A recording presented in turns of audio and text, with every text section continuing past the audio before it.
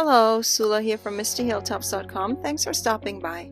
In this video I'm working on a traveler's notebook layout that I titled Nimrod, and I'm working with a digital scrapbooking kit, World Traveler by Meagan's Creations and Juno Designs.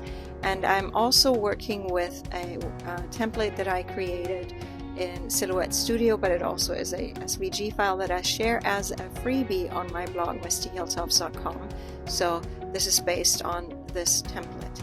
And so there's these pattern papers that I use the shapes to just crop my papers, the digital scrapbooking papers too, and then I prepared everything for printing, and now I have to pay attention that I layer everything in the correct order.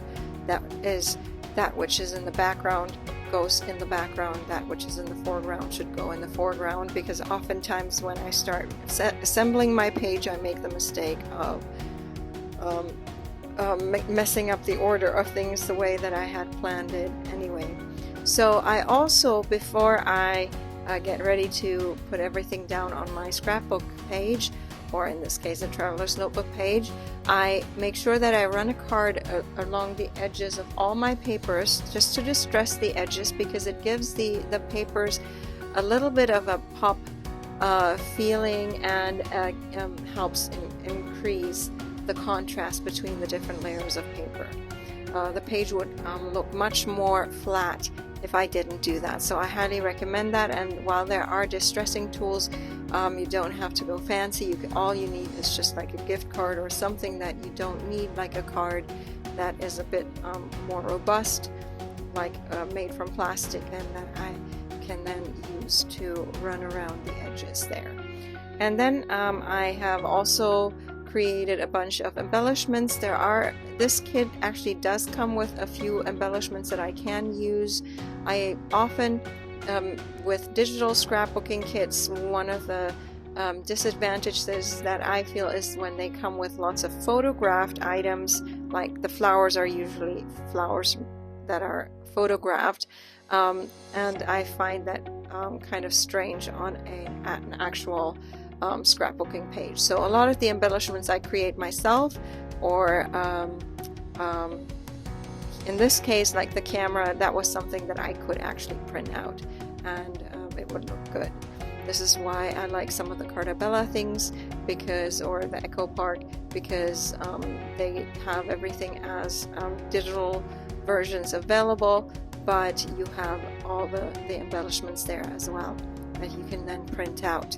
So anyway, here I have now also prepared the title that will go there, and I decided it would look better on the top there, because it gets too busy and the letters would get lost there underneath the photo.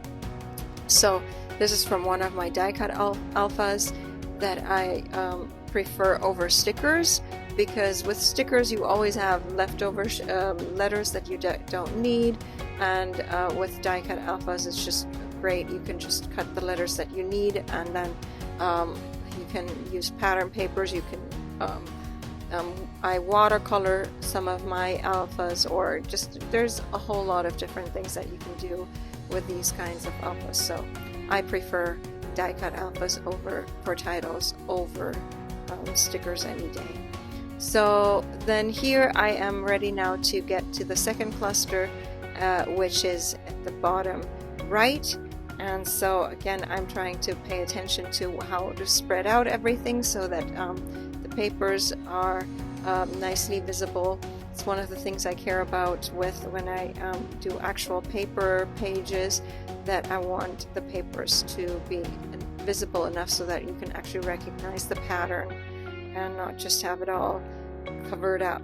I remember from my digital scrapbooking days, I would just pile on, and I love clustering and it looks great, but in a digital version you don't care if a paper gets covered up too much, but with the actual papers printed and on paper, I actually want the papers to be seen. So this is something that I pay attention to, so I don't use too many papers in my print versions there. And then I'm ready to also glue down the photo right there, and then also get going with the embellishing there. And I decided to go with 2 clusters there that will have flowers and all that, and then together with the other cluster in the top left corner, it creates somewhat of a visual triangle there, which is what I usually aim for when I create my pages. These flowers are actually cut from my silhouette library, and I cut them. They might be from svg.com or something. They create some really fun things there as well for die cutting machines. And so yeah, I use these flowers from there in my library. And I used my silhouette to cut a whole bunch of flowers just the other day, just to have things in my stash. So then here I am ready to actually glue down the alpha that I think, or the title there that I think has found its spot to where to go, and that I think gets me to very close to the end of finishing up this page. In this page I have not really used any additional word strips. There were word strips. Oh well, I think I am actually using some word strips here. They come from my I create my own word strips and share them as freebie on my blog, mistyhilltops.com. All you need to do is just print them on cardstock, and then you can trim them by hand or with a trimmer, use them on your layouts. They're small in size, so they're good for smaller size projects or clusters like this. Although the photos here are 2x3 and 3x3, so they're not like tiny photos. I think they're good size.